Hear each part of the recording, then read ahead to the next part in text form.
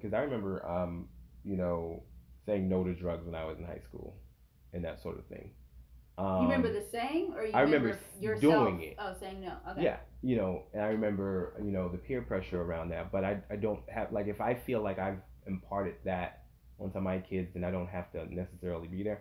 And again, not to say that you shouldn't do it, but I just wanted to touch on that because I just wanted to know why you thought it was important. But I actually, I wanted to speak on the conversations piece because I think that's also a large part of what I think.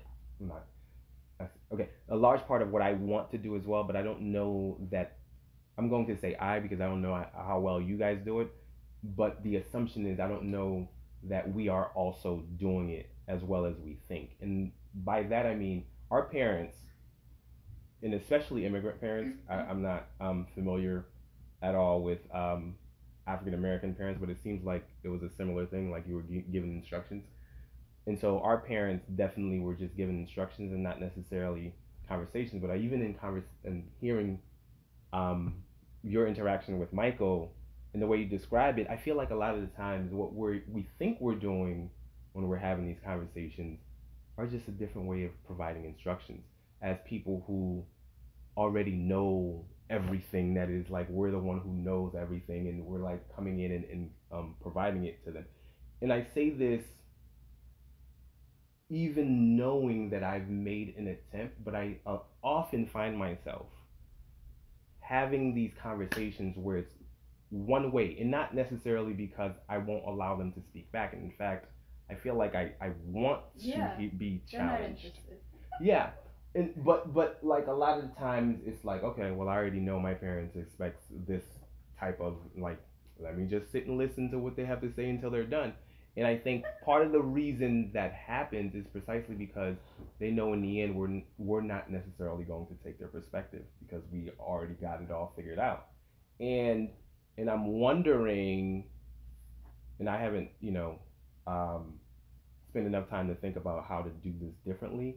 But I'm wondering, just off of the conversation we had earlier this morning about your friend who was really free spirited, Mm-hmm. the kind of conversations that were probably taking place with those family members were not the kind where it was prescriptive. It's like, here's how life is. It was more like, oh, okay, here's how you think that is. That's interesting. All right, well, blah blah blah. And so, like, it's more of the type um where I'm saying that I'm more like free, like you can do whatever, but not necessarily. Like, for them, it's probably the true version of that. Um, for me, it's more like I have certain things that I think I need you to do, Mm-hmm. and then you have to do them, and then these other things I don't really care about, like this whole friend stuff, for example. I don't care to talk about your friend, so I don't really jump in it. But it's not really like I'm sitting here like, oh, your idea of friendship is you should go down and do whatever the heck was happening to in your house. Why do you think that's a good thing? Like I'm not Well, exploring it to that level. so that's actually something I have tried to be intentional about. Sometimes I'm good at it, sometimes not. I try to have these conversations be something that they've initiated. So I think most times when any kid initiates something, the response is like, that's dumb. Like, Hmm. I don't want to hear about this.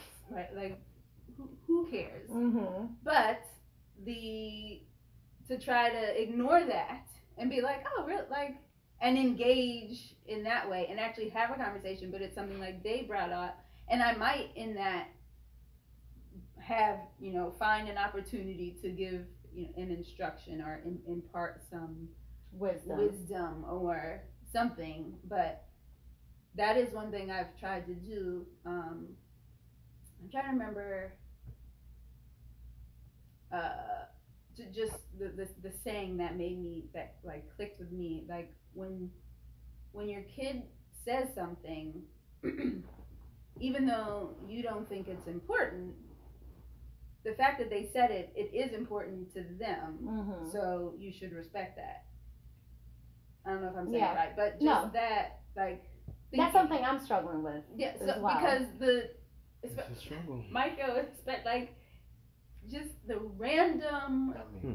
just spitting out of who knows what. Or Micah will like go out of his way to come into the room that you're in and say,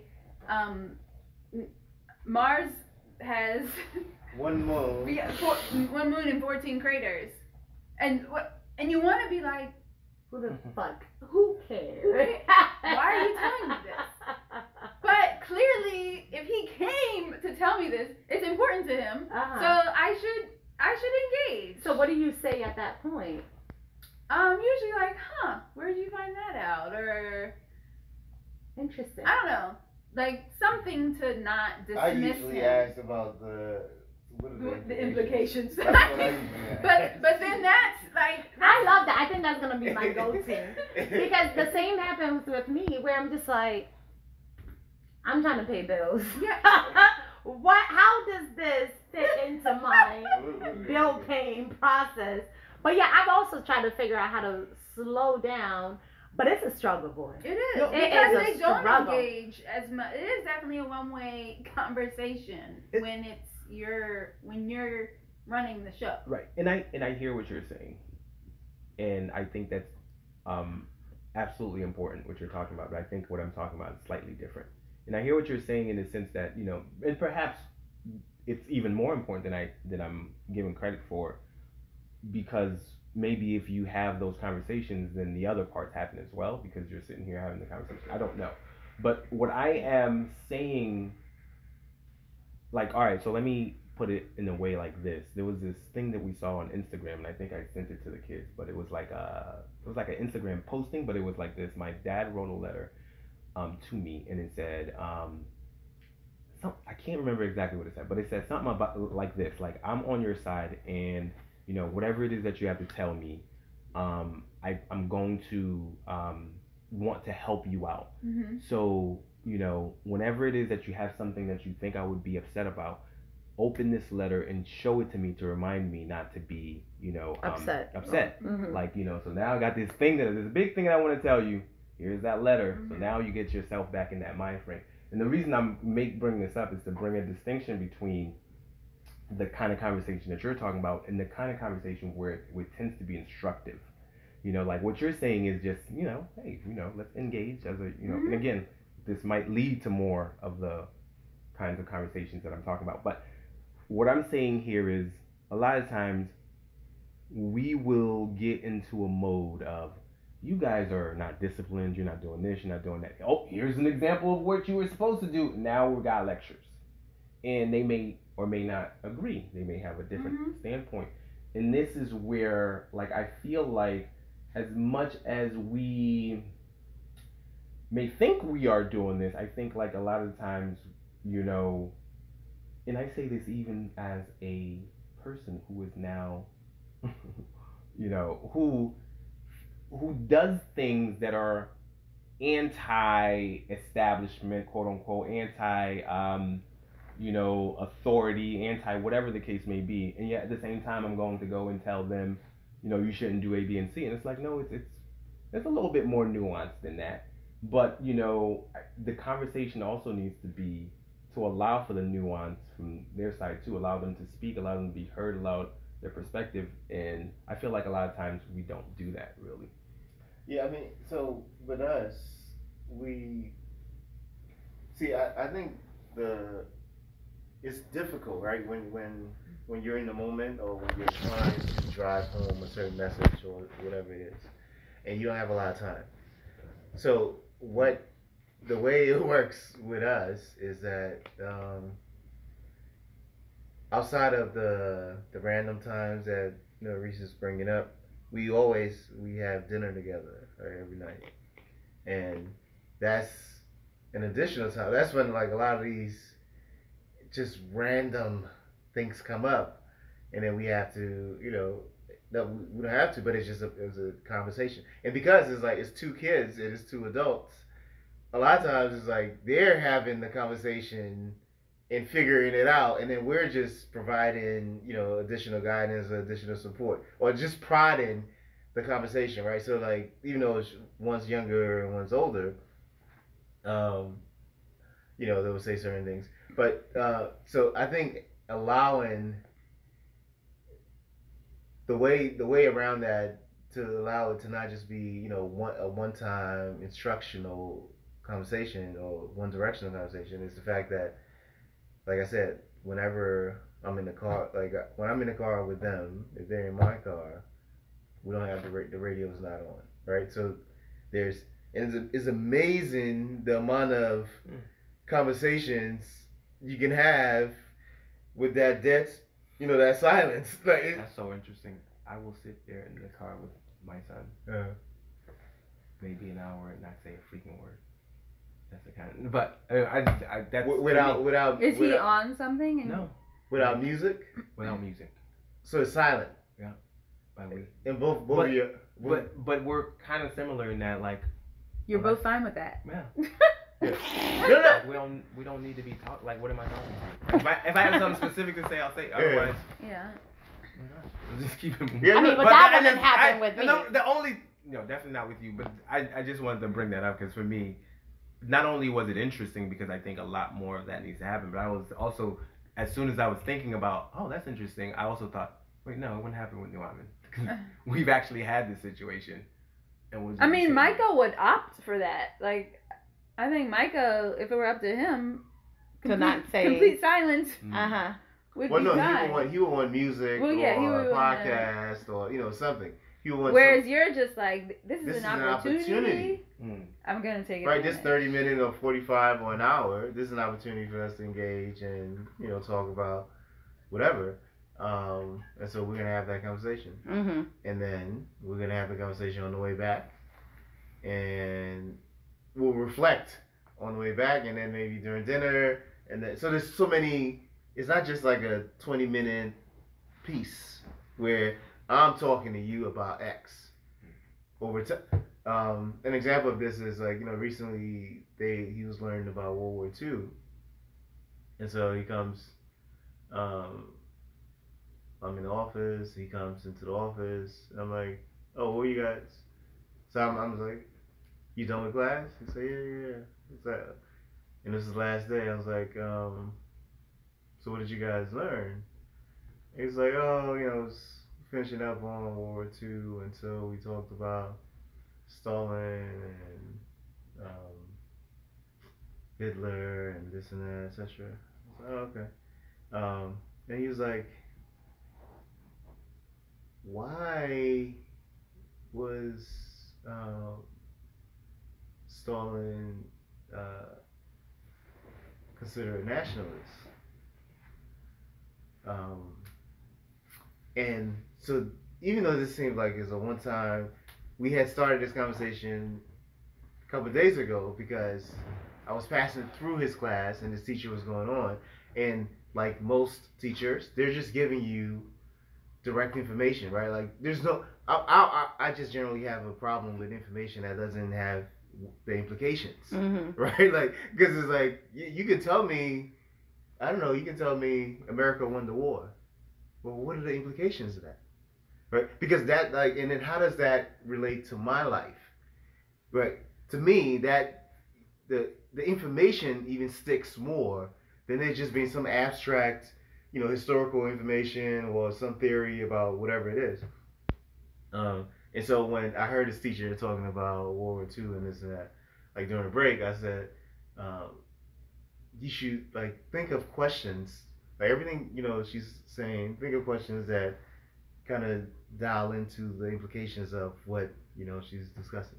So anyway, so when he came to me, like 4 days later, at the end of the week, so he said, why was Stalin considered a nationalist? And then I was like, well, so then we started having the conversation. So then I provided, my take on why leaders are considered nationalists and why Stalin was a nationalist, etc. And then he provided his take on,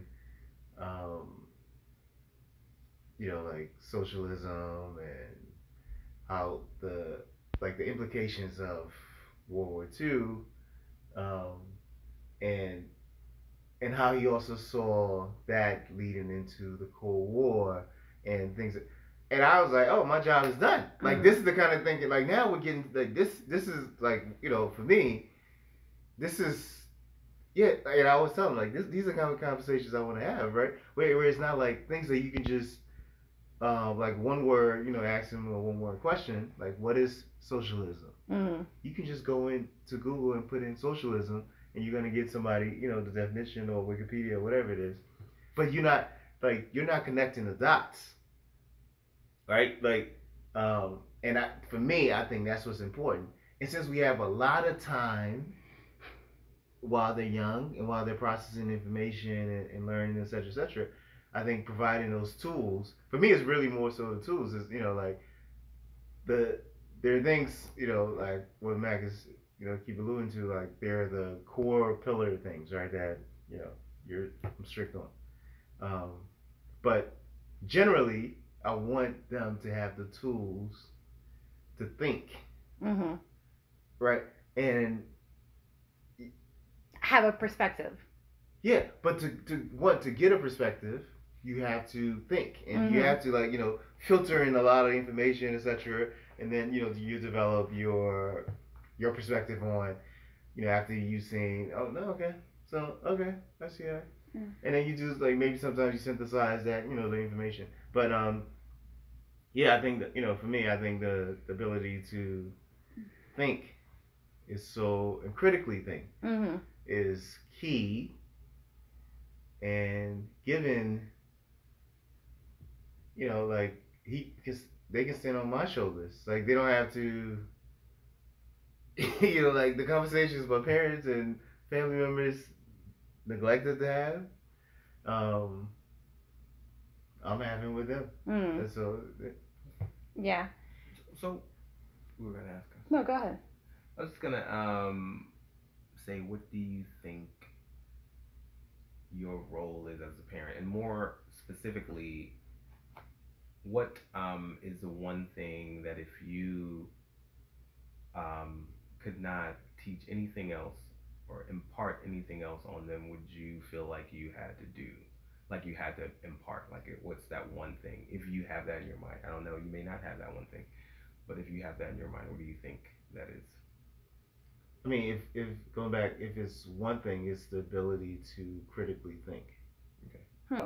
Before you finish, because I want to know, critically think, we've said that, but what does that exactly mean? Yeah, that means the ability to process different information or different sources of information, and it can even be conflicting information. Process that information and come up with good decision making. Understanding that, so critically think and being comfortable with incomplete information, right? So, for what I find is a lot of people kind of get analysis paralysis because the information is not complete. I mean, and this applies to so many things in life, right? You name it, you're gonna have a lot. But I think being comfortable making decisions, because based on all the information you have, even though it's not the total thing, but based on the information you have, this is, in your view, this is the best decision. I think that's, for me, I think that's the most important thing. I think gratitude. Yeah. I think once you have gratitude, so many other things fall in line. If you have the gratitude for where you are in your life, then you're more likely to be able to contribute. To be able to give to others, whatever that means, whether it's to cure cancer or whatever. Yeah, that's huge. Yeah. You? I think for me it's discipline. I think discipline was so important. Not, the traditional sense of discipline where you spank, but just the idea, self-discipline. I don't want to wake up. I don't want to do this. This is uncomfortable, or like this is not Mhm. what I want to be doing right now, but just doing it anyways. I think that's so important. And that to me sort of wraps into, a lot of the things that I'm always telling the kids is, the two main pillars for me is accountability and responsibility. You have to be accountable for the things that you do, for the things that you say, for what you want to do. Like you have to hold yourself accountable for that, and you have to be willing to take responsibility. And I think discipline encompasses that. Like you understand where you are in terms of, taking the lead and taking the responsibility for certain things. So that's important to me. Yeah. Gratitude is so big, and it's so huge that I almost want to steal it, but I'm going to not, because I can only come up with one thing. You can expand on gratitude. Yeah, was gratitude? I said one like small thing about it. Expand. No. I think I have another one. Though gratitude, if it wasn't for this one that I'm gonna come up with, then I definitely pick gratitude. But I think for me, like Bola talked about all the different things that I do, like write. I write different lessons that I feel like I'm learning throughout life, in hopes that one day my kids will be able to see it. Or actually, when I was doing it, I was thinking, okay, if I die, this is the one thing that or the couple of things I need you guys to know so that you follow it. And so it evolves every time, and gratitude has definitely become one of the big ones because it definitely does help. But for right now, what I think it is for me is understanding that this world is not, there's nothing to fear in it. So I don't know how to put it. Like, I don't want to say fearlessness, because fearlessness, I don't know if that exists. But more like the ability to, and maybe that also comes with gratitude, like, or that is a byproduct of gratitude. But um, the ability to overcome fear and not be bogged down by whatever it is that is keeping us from doing whatever the heck we want to do.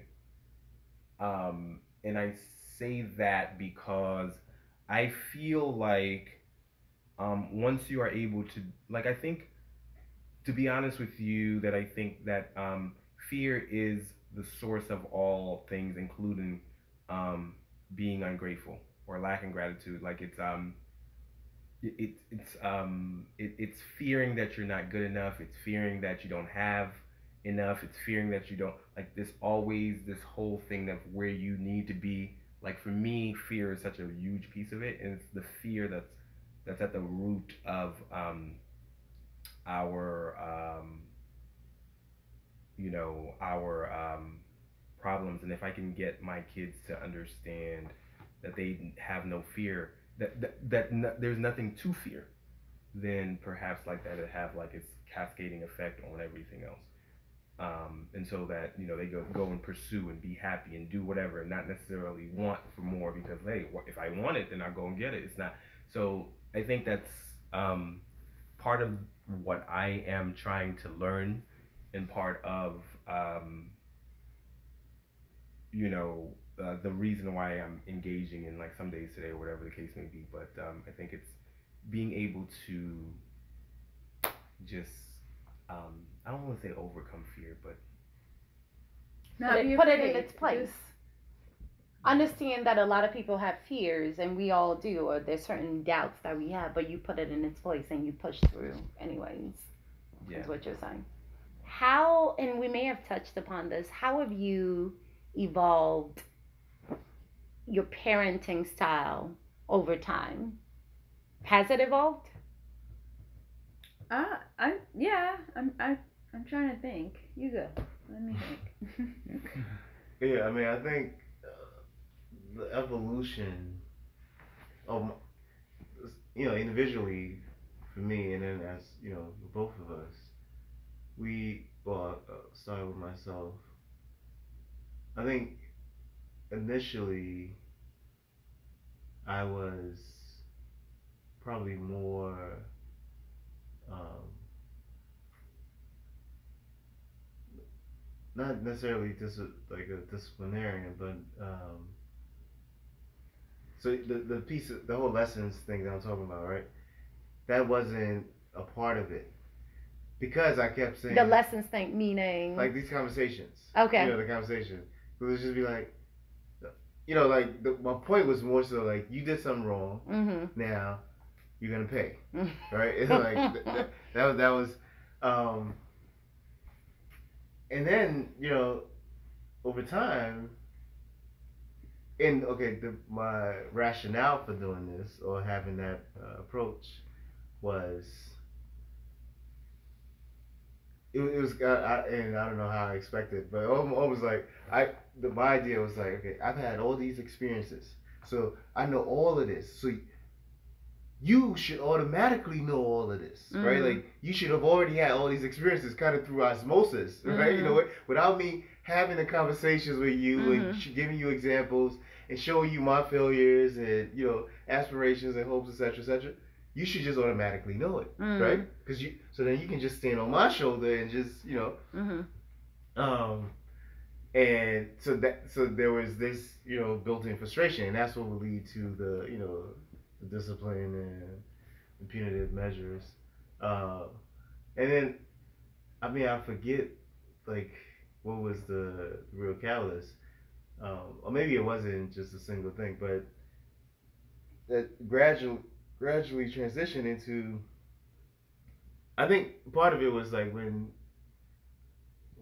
they would make the same mistakes again, and I'm like, oh no, that was like, a big thing for Boba too. Yeah, like they're not getting it. Like, the osmosis has not transferred. It's not transferred, right? So that we need like this needs to be like an ongoing, and it can't be you know that's the osmosis thing as well. It's like it can't be like a one-time thing, because even when you get punished in this one time, like you're still not getting it. Just gonna figure out how to do better next time. Right, right. So we need to have an ongoing, constant conversation about like everything, not just the things you're doing bad or the things you're doing good, the things you're interested in, the things you're not interested in, the things your friends are interested in, like the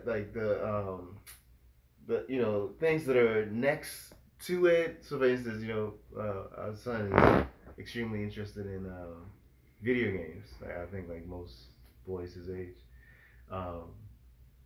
and social media, etc. Well, I'm not interested in video games as a player or social media as a user. I'm interested in them from a business standpoint. And so going back to this finance, so I use that as a way in, right? Like so even the other day, you know, our daughter comes home from gymnastics and she's talking about they're gonna shut down TikTok, and there's like 6 weeks or whatever it is. Like she knew literally like all the snapshots about the business deal, right? And some company needs to buy it for you know $6 billion. This and I've been like I've been having these same conversations, and she's not interested, right? So okay, so I found a way in. But she heard it from a friend. Yeah, she heard it from her friend. So now, so I was like, oh, so you're interested? Oh, okay. So then I found my way in, and so yeah, so like realizing that, so the evolution for me was this one-time thing and thinking that they would get it through osmosis from the decisions. Like failures. You say it once, this logical, ain't nothing else to talk about. Yeah, the failures of mom, you know, mommy and I, or the successes. No, none of that. None of that stuff computes. It needs to be ongoing to the point where it's subconscious. Like it's not even, you know, it's not. It's just subconscious. Like it's like, yeah, no, it's like they know. Like it's just into like they understand. You know. So yeah, that was the evolution. Both. I mean, like you know, I made that, and then we do that as a couple as well. And I think the other part for me, I think, is like I used to be. I used to be a stickler for Everything. yeah, but in particular like the rooms. Having the room clean, and then and again, it's just like all the implications of having the room clean, like, cause that's just how my mind works, right? So it's not just your room clean. It's like, oh, but anyway, so I've evolved to the point where it's like, okay, your room is not clean. I mean, like, not every day is not clean, but at some point, like, you're gonna want to do something, and your room needs to be clean. Like, so at the end of the week, on usually weekends is when they watch TV or whatever it is. Is your room clean? Like, so Yeah. I'm not dealing with the daily headache, like, because before, like, every time I pass by I just, like, because it just gives me, like, anxiety. No, it's not anxiety. It's just like, what is going on? Like, like, you don't see this? Like, how are you able to, like, navigate your room and there's clothes on the floor when your dirty hampers is just empty? So, yeah, I mean, so, like, I've transitioned, evolved in that aspect as well. But, I mean, I think part of it is just, like, it's the growth as parents, but also as the kids grow, right? Like, at least for me, I start to understand their temperaments better, right? Like, understanding what moves one, what, like, what really interests one, what some of their fears may be, and so then, we tap into those things. Right? Before you go on to asking another question, but I find, and you said you were there, but I find it, I've always found it interesting, because I also think this was something that you struggled with too, Bolo, with respect to, the idea of having to say these things over and over again, particularly on things that I think, I feel, and I may be wrong about it, but I feel like maybe more habitual, because I feel like there's a level of grace that we allow ourselves that we're not allowing our kids. And I think part of the reason that happens is because we are jumping 5 steps ahead and saying, here are the important things. I can't be dealing with you learning these little things when, like, I need you to be on big things right now. And I think this is so important for, like, this is so big, especially for, like, our first born. I feel like the people talk about birth order, and I feel like that's a huge thing. I think, like, our firstborn, particularly if they're boys, I think there's a lot of pressure put on them. And I think that part of what is happening is this little bullshit. I need you to, like, when you talk about osmosis, it's like you standing on my shoulder. It's more like, this is a little thing I don't have time to be teaching you. And so I need you to be jumping on the heavier things. But the fact is that if we really think about it, like, all these things are habits. Like, if we think about how we're dealing with our direct reports at work, it's management. Like, your job as a parent, if you really think this is an important thing, is not to say I've just said it and it's already, now the habit is built. It's like, okay, well, if I really think that's important, day 1, I gotta go and say it. Day 2, I gotta go and say it. Day 3, I gotta go and say it, maybe for 30 days until it becomes your habit. Yeah. Because I'm not going to expect that if it's not your habit, you're going to keep on doing it. If it's important enough, then you got to deal with the little things. If it's not important enough, then don't bother with it. Right. But you have got to decide whether or not you're willing to spend the time to allow the habit to be built. And you got to give the same grace that you would give yourself, because it's not a habit yet. But I think that, that's one of the things that I felt was interesting, in the way that we did things. But anyways. What about you, Risi? How have you evolved? Your parents and I was thinking, and really what comes to mind is the same. It's gratitude. Especially, like I said, I work in pediatric palliative care, so I'm working with kids who are dying all the time, and working with their parents. So just being grateful for my kids. Yeah. And engaging with them in a way that comes across. Mm-hmm. Like, That you're grateful. yeah, Mm-hmm. that you're here, you're healthy, or even just that you're a good kid. Like, you know, one of our biggest problems used to Because be they read too much. they read too much. Like, It's still a big problem. it's huge. Well, you thought it was a problem that they read too much? It is a problem. And I mean, but it's still, but understand like that's the context. I'm grateful that is one of our biggest issues. Yeah. That Well, okay, I'm just trying to understand why that was a problem. because you have other things that you need to be doing. Yeah. Please So put for- down the book. So, for instance, an example would be, I mean, this even happens, like, even recently, right? Like, we used to go to the store or go to libraries and get all these books. Tomorrow, we're done. Yeah. We read them all. new books. And they didn't even sleep. Mm. Like that, they haven't. They literally, slept. they would stay up or just reading. We're saying we're going for a walk. They bring the books. Yes. They're tripping as they're. I mean, so clearly, like, this is a wonderful thing, right? They Yeah. love reading. But so yeah, just being grateful that they're good, and just just randomly reaching out, giving the unwanted hugs, I guess, to Michael in particular. Mm. He's like me. He's not having it. Why are we doing this? No. This is weird. But I want you to know that I'm grateful for you, right? Like,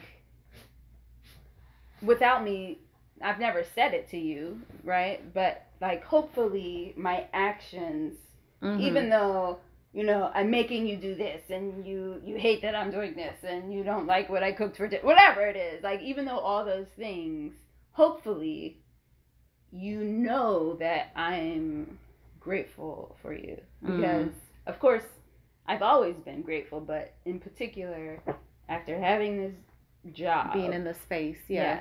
yes, like, I am grateful that I came home today and you're here, and hopefully, and I can't necessarily say what I've done specifically different to, except for, like I said, like, give a hug here and there, but Are you not a hugger?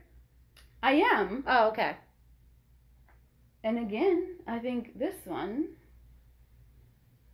has made me move more towards not, because Isis is a huge Hugger. She's like she just spit her out.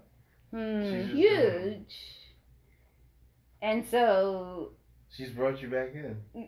She's brought everybody. Like I see it. Like, it's like she was just coming to me and just Hug. Huh. So you're not a hugger, Mike. Interesting. but I Why is that? I don't do it as much.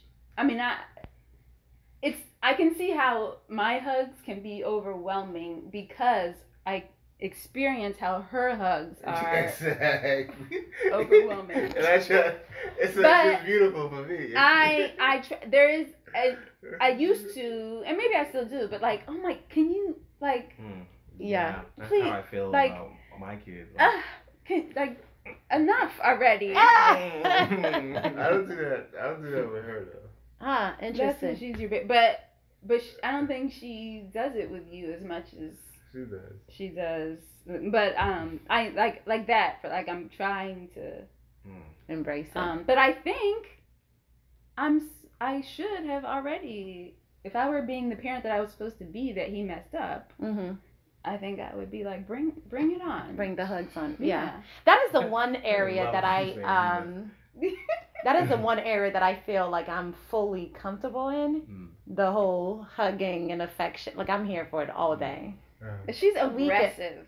Definitely not me. I know you're not. here for it. Definitely. My not kids are. end of this hugging thing, please. I think I'm probably the biggest me- hugger in the house. Give me 6 feet. Like we got corona. Nuaiman is not here for my hugs, but it's like a huge game that we play. So I'm Yeah. always It's the chasing same him thing. around. Same. Like, come here for It it. might be a male thing, actually. So I'm always trying to hug him. Nubia's a hugger all day, so we can have a hug fest. And then Amity, who's like a baby. I mean, I'm always, now I feel like she's a little too big for me to be hugging, but I'm definitely a hugger. Like, I'm an affectionate person. So that's the one area I'm not as concerned about. And I think that probably balances my disciplinarian part, because I can definitely be very stern, but I'm also here for the hugs. So I think that sort of balances it out. But how I've transitioned as a parent, how I've evolved, I actually think I became a much better parent starting last year when I quit my job.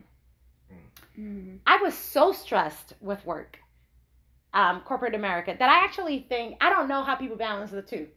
I don't know how you can be an effective worker and the type of parent that you want to be. I struggled with it.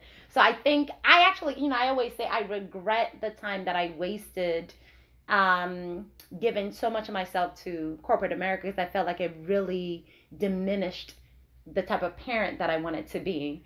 So now, as they've gotten older, I think I'm starting to find my footing as a parent. So I will say I'm probably now starting to come into my own as a parent, which is interesting, because I spend so much time trying to be being efficient. I don't have time to be talking about the same thing constantly. We got things to do. I certainly don't have time. I got work to do. So I sacrificed so much in the name of efficiency and effectiveness, and I think that really impacted my parenting in a way that I wasn't really proud of. So even though I felt like there was some things that I was trying to instill in them, but the warm and fuzzy and all of that, which is naturally me, I don't think came through in the earlier years of their life. But now I'm feeling more comfortable with my parenting style. I think I'm still trying to figure it out, especially given, they're now teenagers. There's a need to engage them in different ways. But I think I've calmed down quite a bit. And I'm trying to figure out a way to be the type of parent that, like you said, that listens, that I will have needed when I was their age, as opposed to someone who's just going to be by the book. So I'm trying to balance, sort of being casual, being there for them, and guiding them. And I think I'm still finding my footing around that. But that's as of last year. Prior to that, I actually don't. I would not be surprised if they didn't enjoy my parenting, and I'm pretty sure they didn't, because I was so strict. But I'm happy with the space that I'm in now as a parent, and I think I've evolved to be less, to just be. I remember I was telling Mac, there was a moment that I realized the only thing I want for my children is to be happy. I don't want anything else. And I think once you make that realization, it just lessens the load for me. Whatever you want. Does this make you happy? If this makes you happy, I'm gonna ride with you. Like, I am your ride or die at this point.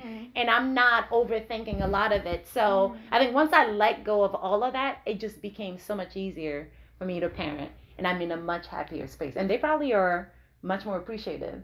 I mean, I'm still trying to figure some things out, particularly with, I think I'm good with Amity. I think I'm good with Nuamin. I think there's some things that I need to figure out with Nubia, just because of, she's a middle child. There's certain sensitivities that she has that I'm not necessarily perfectly suited for. So I need to do a better job, with sort of reeling it back and listening. And, like you said, if your child thought that it was important to say something, you should reel it back and say, tell me more about that. So I don't think I'm always great at that, but I'm trying to do a better job of that. So, yeah. So before I say mine, I'm going to say something about yours. Now, for what I want to say, he wants to edit. I wouldn't necessarily say edit, but no, not edit. Definitely not edit. I probably, just like I added to Mike's, I think I'm going to add. For one, I think there's no question about it that there's a vast difference in the way that you parent now than when was the case with Accenture. And I think, whereas you say it's more strict, I think it's more present, which is absolutely important. I do think that with respect to the kids, they probably, more than anything, just didn't have you present. And when you were present, it was because you were frustrated at one thing or another. And now there is a lot more of your presence when everything is going well, and you're being, affectionate and all that good stuff, and loving, whatever you want to call it, whatever term you want to use. And I think that's absolutely important. I I want to say that in your attempts, and this is one of the things that, and when your attempts to push forward, and you may have your own opinions of what I need to do, but I just want to say, in your attempts to move forward, grace is also important. And I want to say this. So, for example, and you have to understand, the way that you're living with this some days today, obeying whatever is in your mind, that sort of thing. Grace is what you give yourself, and that also is necessary for your children. And I say this because they fuck up. I'm just today fucking forgot his skateboard, and in my mind I'm like, God, I don't want to have to go over there and pick it up, but at the same time I fuck up all the time. I forget shit here, I forget stuff there, and like I have to go back and get it. That's like a regular human being. You don't even know where your wallet is. Thank you. So although I'm like frustrated, and I could be like, oh my goodness, like you left your thing there, and it's like, no, that's human beings do that. Like if he was able to drive, he'd probably just go and freaking get it himself. So now fuck it, you don't know how to drive, I got to go and do it. And so they're going to fuck up, and I think we need to give grace for fucking up. I think, and I say this to say that I feel like there are times when they fuck up, and you should think about the fact that they're just gonna fuck up, and give grace. For now, having said that, for me, the biggest thing that has changed, and there are some things that I feel like I should change, but the biggest thing that has changed for me is my focus on education. For me, because my focus was heavy education, like I was taught, like immigrants are taught, and all that other stuff. And I was thinking, and this is not necessarily not the case. It's still the case, statistically speaking, that getting a higher education is going to increase your odds of living a good middle class life. But I don't want middle class anymore. My kids, I want great stuff. And for me, the biggest thing that will get you there is not having fear. Doesn't matter what your level of education is. They talk about Henry Ford's level of education. It doesn't matter any of the lacking fear and going out and trying to get what you want, getting up, doing it again. That is the biggest thing. Everything else, from my perspective, does not freaking matter. And so I'm not going to harp on any other thing. I need you to figure out how you're going to understand it. I don't know what you're going to be passionate about. So I'm not going to push you to be passionate about one thing or another. Whatever it is, figure it out and go out and freaking go and get it fearlessly. Do not let anything hold you back from going to get it. That was the biggest that's the biggest thing that I feel like I want to change. But I also, like we talked about, this lack of affection thing for me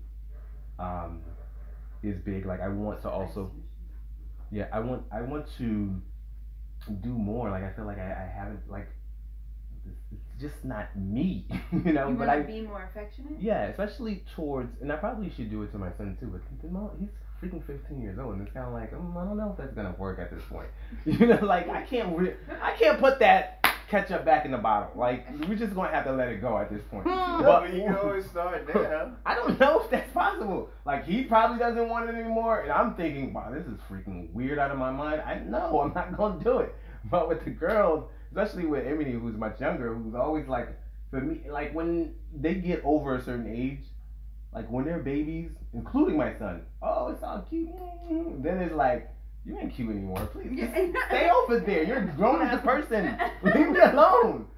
So, you know, so I'm trying to do a lot more of that, especially because, like, one of the things I look back at, especially for both my son and my daughter, but I tend to think about it as Nubia, because Nubia is 10 months younger than Nuamin, and I am heavy on trying to be fair in the way that I was thinking about Nuamin. Okay, he does this, he should be able to do this, and I was like, well, if I treat him this way, I gotta treat you this way.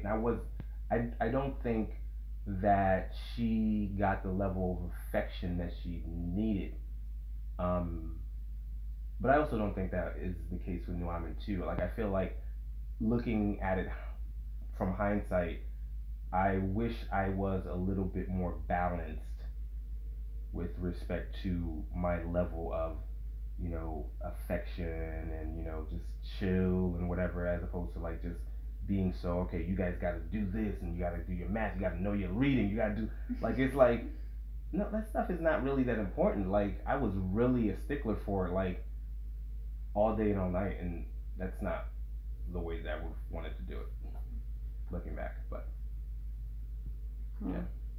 Well, some days today's always a good day to start with the type of person, parent, etc. Yeah, Tom Bilyeu, which is somebody is big. He has this thing called Impact Theory. He was one of the founders of Quest Nutrition. One of the things that he just recently posted on Instagram.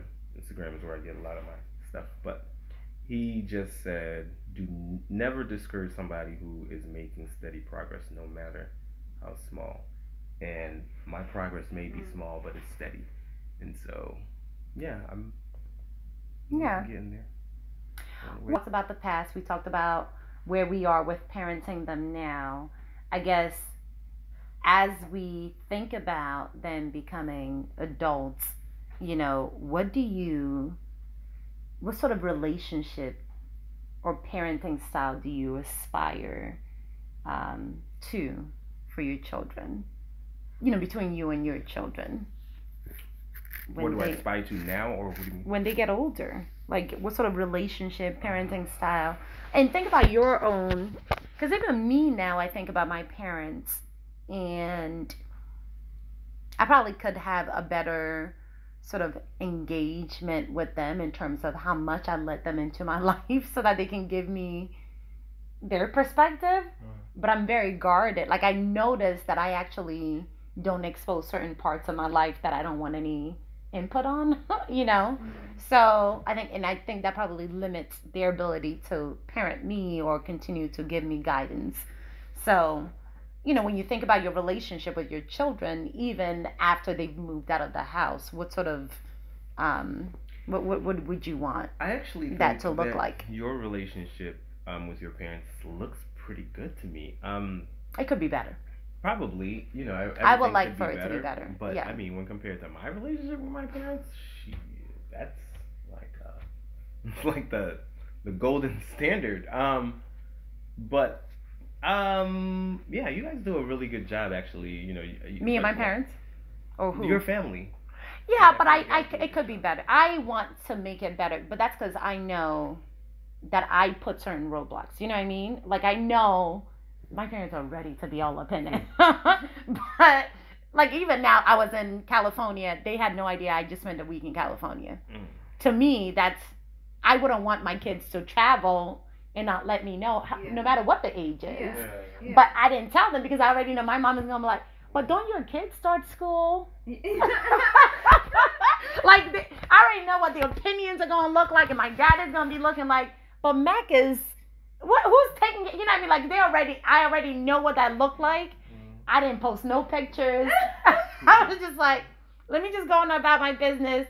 I don't need Julius and Eunice in my business. So that's what I mean. Like, and I think about that, and I'm like, I don't want my kids to hide from you.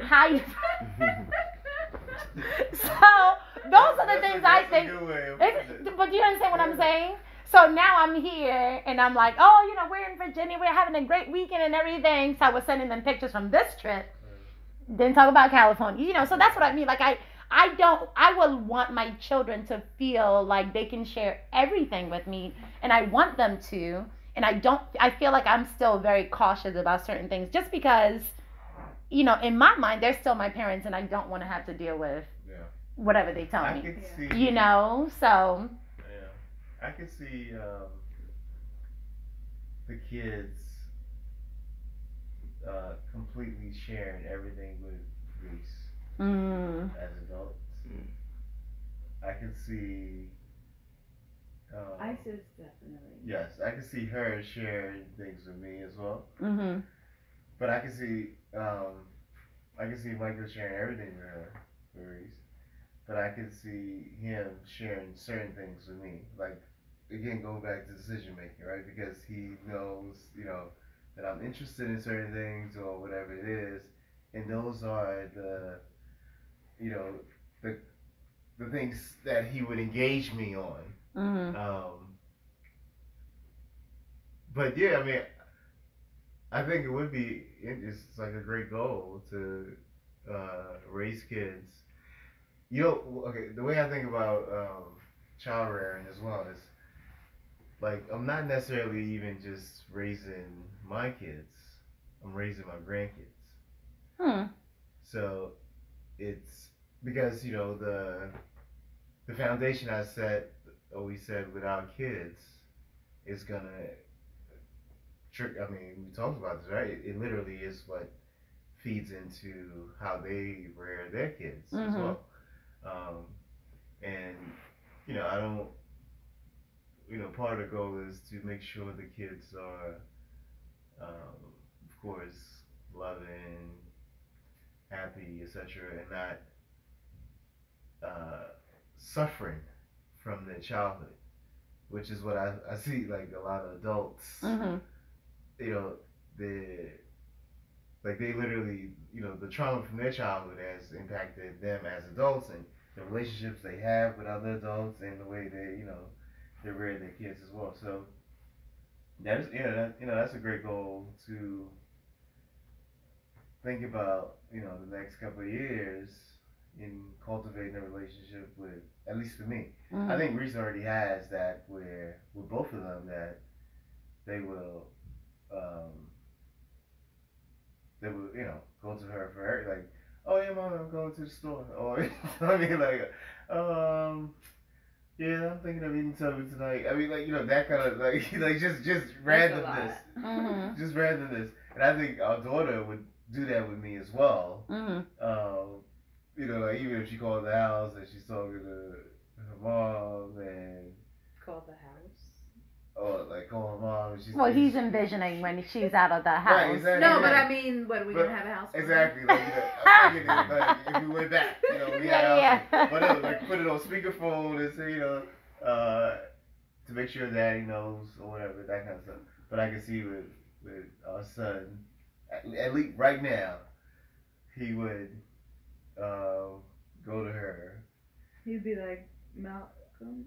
Yeah, exactly. Yeah. He would go to her, to his mom, and then only come to me for certain things. And kind of like after he goes to his mom and Reese says, I think you should talk to Daddy about this, like that kind of stuff. And he's like, all right, that. But is that what you want? No. That's what I'm saying is that's what I'm saying. What I'm saying is like the next couple of years to focus on cultivating a relationship that it's just like whatever he wants to do and talk about whatever it is, you're here for. Yeah, he can come to me.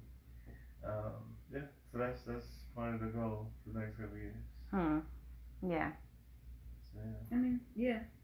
I think I know I used to. So growing up, my dad's side of the family, well, both sides of the family, but in particular, I'm thinking of my dad's side of the family, had Sunday dinner every Sunday.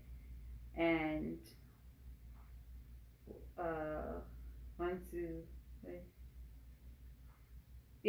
so the 3 siblings who lived in the area were there faithfully with their children, every Sunday. Wow. And I think I have always envisioned that being what I would want. And I still want that like idea, but that I think that is a little bit restrictive for them. Like I don't want them to feel obligated to Live have where to you're live where I'm living, but even if they are living where I'm living, like not be able to make Sunday plans, Other plans. outside of, you know, Dinner. I have to come to Yeah. dinner. Yeah, but for my entire life, every single Sunday, everyone was there. And so that to me that's great. Like yeah, like I want you to look forward to our family time on a regular basis, but also not be restricted. And I don't know that, you know, my dad, aunts and uncles, whatever, did feel restricted, but That's good. that's just one thing that comes to mind. I definitely want a warm and loving, all this stuff you people have been describing. I want all of that to you people. I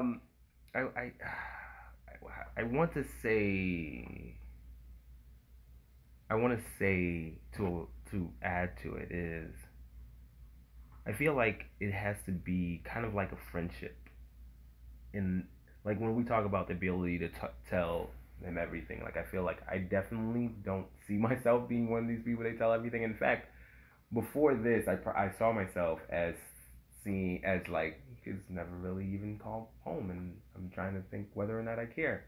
And it's the truth. And I know I used to think my dad was the same way because I never called, but in his old age, he has definitely became, from what I hear, become a softie.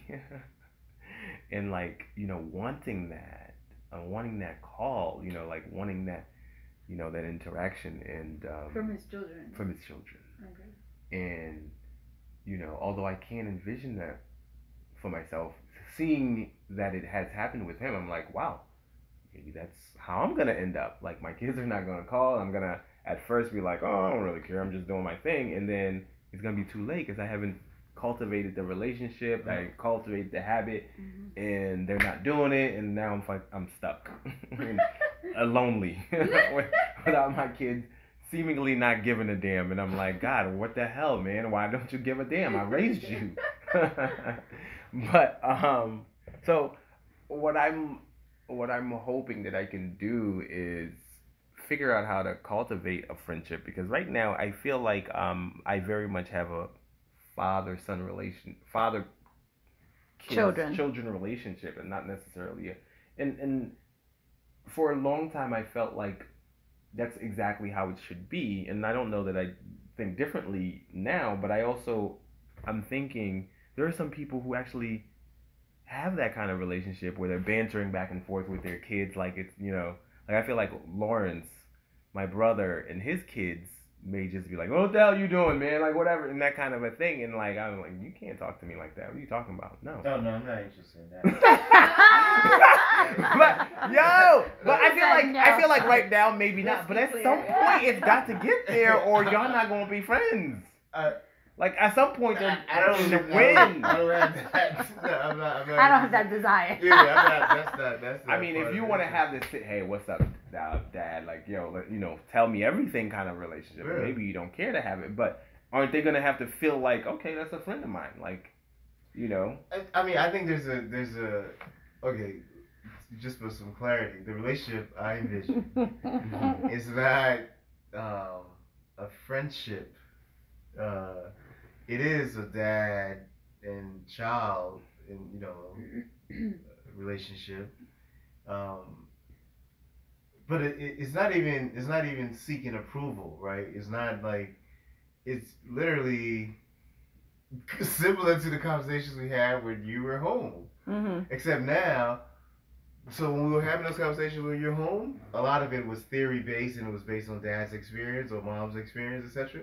Now you're experiencing those things, and so it's kind of like, oh, I remember when we went to, I don't know, some beach or whatever it is, and we had the conversation about, I don't know, the importance of a dollar.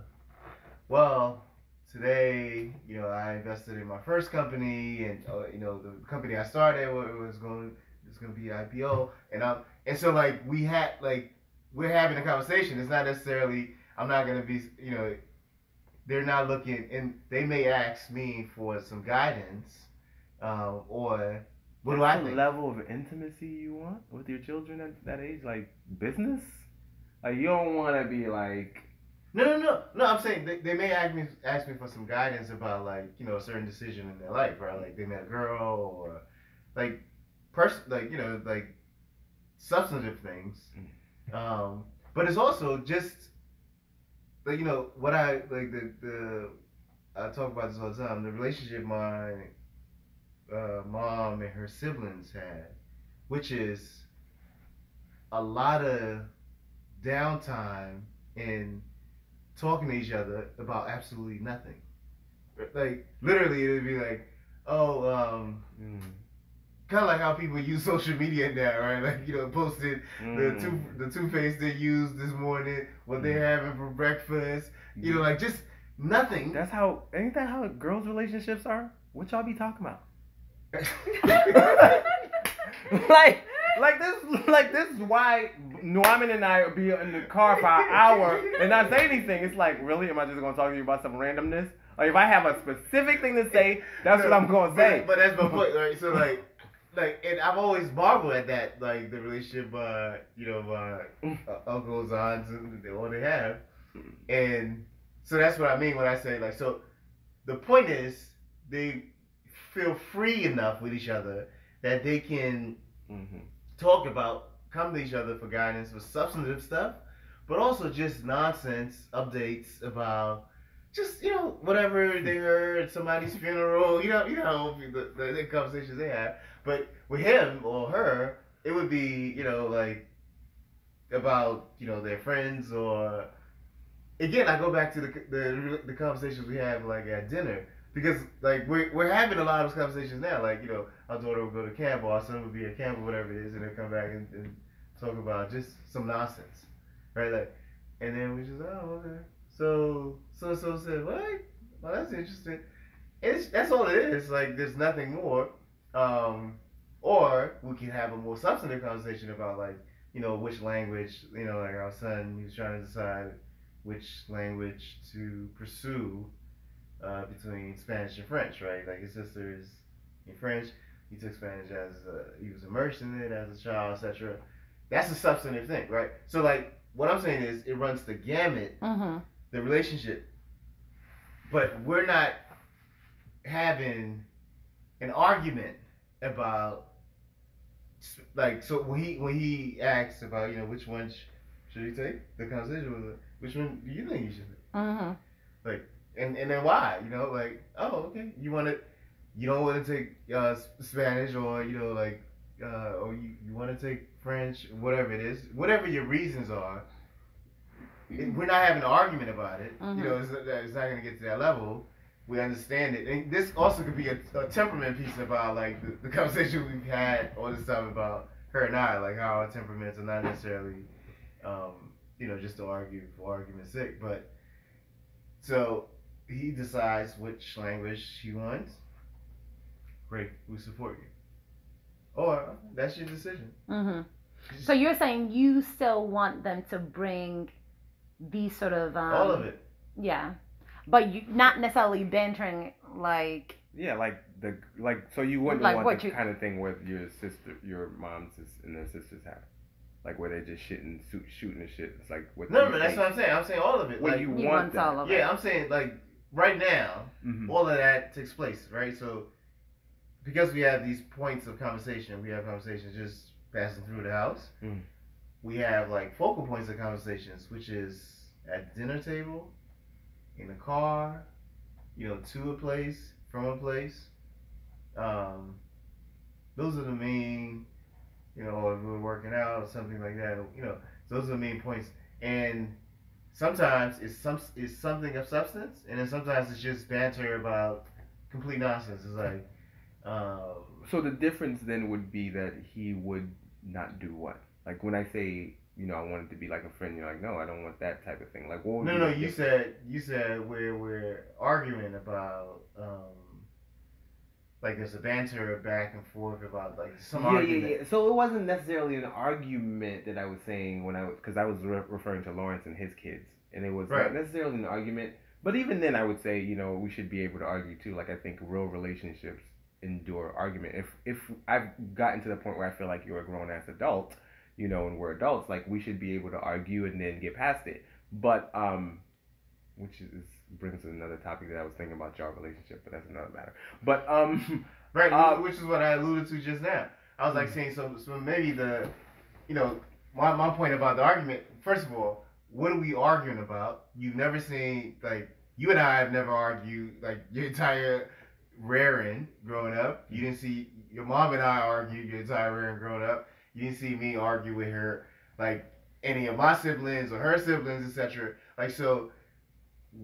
Like we can have a discussion. Where would that come from? Right, we can have a discourse about disagreeing ideas, etc. But right. to go back and forth in like the arguments. Yeah. Okay, but this is what I was saying was not necessarily an argument. Okay. What I was saying was just the way that they speak. How to they each engage. other. Like they're boys. Yes, like it wasn't an argument, but it was kind of like there's a way that you speak to me as adults. Yeah.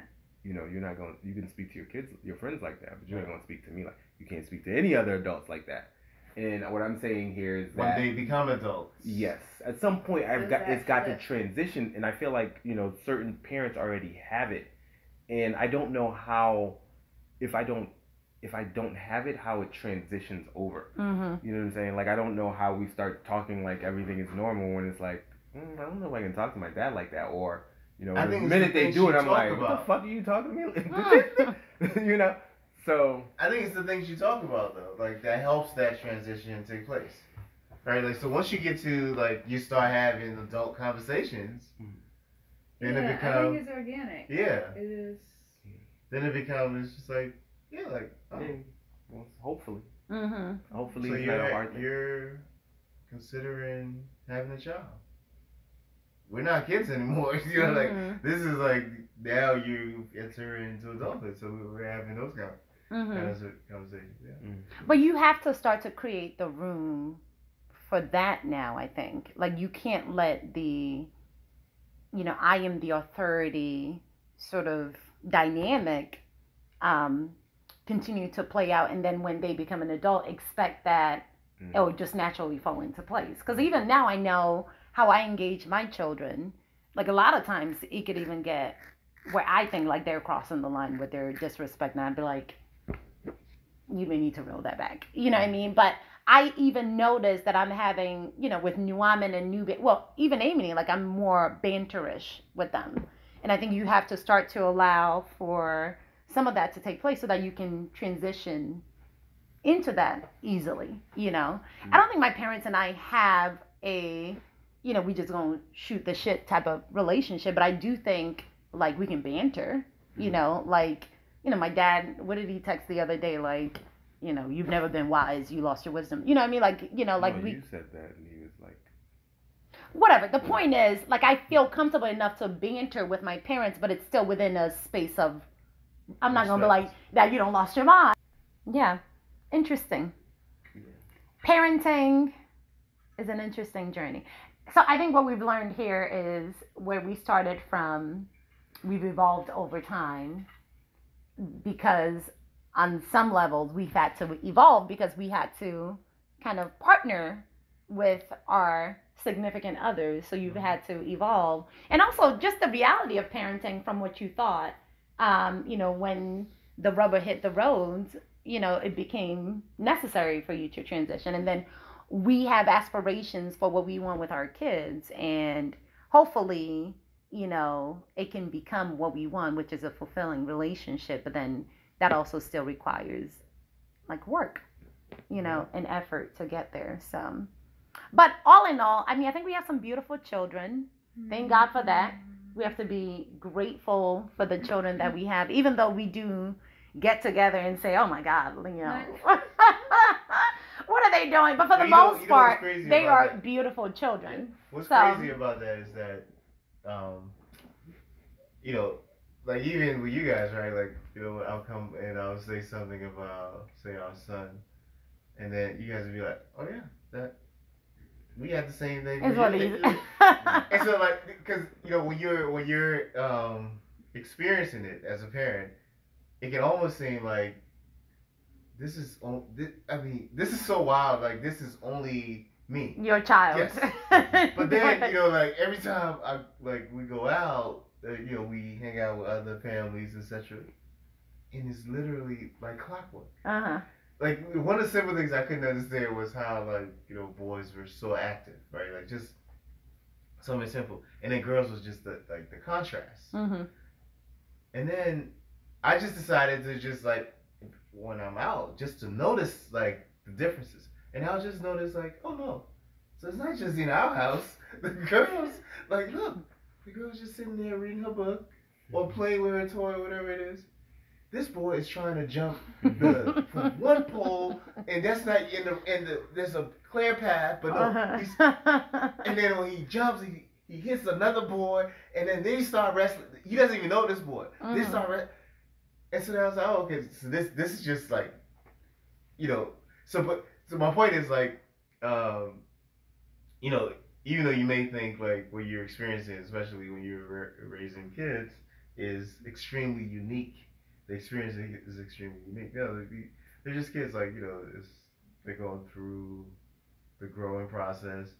This whole world is just, I mean, you know, we learn something every day. Imagine them. Like, it's like constant. Yeah. You know, they're constantly learning and figuring things out. Constant stimulation, constant exposure. So, yeah. It's all good. We're coming up. Oh my! Yes. It's 3 hours. I know. That's what I was trying to see. Cut it down. Where we were. We don't have a new slogan, but we need one because we're not.